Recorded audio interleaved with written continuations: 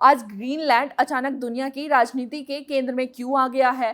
बर्फ से ढके इस दूर दराज द्वीप को लेकर अमेरिका के राष्ट्रपति डोनाल्ड ट्रंप की दिलचस्पी सिर्फ उसकी भूगोलिक स्थिति तक सीमित नहीं है, बल्कि इसके नीचे छिपा है एक ऐसा खजाना जो आने वाले समय में वैश्विक ताकत का संतुलन बदल सकता है। Rare earth minerals. सवाल है, आखिर ये रेयर अर्थ क्या है और ग्रीनलैंड इन्हें लेकर इतना अहम क्यों हो गया है? रेयर अर्थ मिनरल्स आज की आधुनिक दुनिया की रीढ़ है। इलेक्ट्रिक गाड़ियां, mobile phone, wind turbine, solar panel, missile system और अत्याधुनिक हथियार, सब कुछ इन्हीं पर निर्भर है। और यहीं से शुरू होती है असली जंग, क्योंकि इन खनिजों की सप्लाई पर इस वक्त लगभग पूरी तरह चीन का कब्जा है।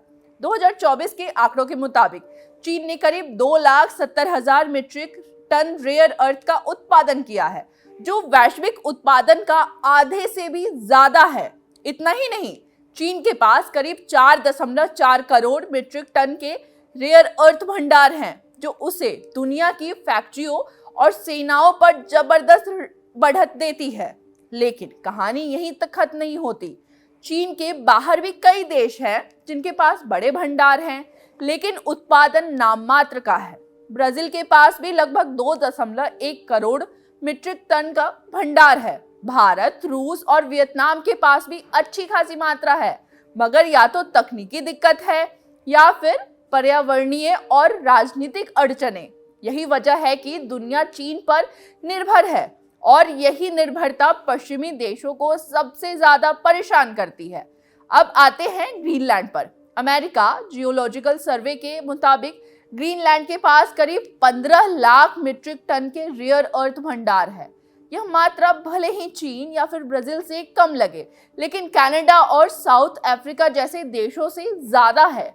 सबसे अहम बात यह है कि ग्रीनलैंड में आज तक कोई भी व्यावसायिक रेयर अर्थ माइनिंग शुरू ही नहीं हुई है, यानी ये पूरा संसाधन अभी तक अछूत है, एक स्लीपिंग जायंट की तरह। तो फिर अब तक यहाँ खनन क्यों नहीं हुआ? इसकी वजह भी उतनी ही बड़ी है।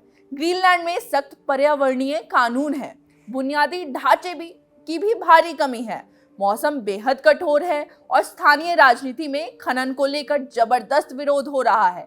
लेकिन जैसे जैसे दुनिया सप्लाई चेन की सुरक्षा को लेकर गंभीर हो रही है, वैसे वैसे इन अड़चनों पर दबाव बढ़ रहा है। यहीं से ट्रंप की दिलचस्पी समझ में आती है। ट्रंप पहले भी ग्रीनलैंड को खरीदने की बात कर चुके हैं और अब एक बार फिर इसे लेकर बयानबाजी तेज हो गई है। अमेरिका जानता है कि अगर उसे चीन की रेयर अर्थ मोनोपोली को तोड़ना है तो उसे नए स्रोत चाहिए और ग्रीनलैंड उनमें सबसे रणनीतिक विकल्प है। यह सिर्फ खनिजों की बात नहीं है, बल्कि आर्कटिक क्षेत्र के सैन्य और भू राजनीति पकड़ की भी लड़ाई है। यूरोप और डेनमार्क के लिए यह मामला बेहद संवेदनशील है, क्योंकि ग्रीनलैंड डेनमार्क के भीतर एक स्वायत्त क्षेत्र है। ट्रंप के बयानों पर यूरोपीय नेताओं की तीखी प्रतिक्रिया यही बताती है कि यह सिर्फ संसाधन की नहीं, बल्कि वैश्विक सत्ता संतुलन की लड़ाई है। एक तरफ चीन है जो पहले से सप्लाई चेन पर हावी है, और दूसरी तरफ अमेरिका है जो हर हाल में निर्भरता से बाहर निकलना चाहता है। तो निष्कर्ष साफ है, ग्रीनलैंड बर्फ का टुकड़ा नहीं, बल्कि भविष्य की तकनीक, ऊर्जा और सैन्य ताकत की चाबी है।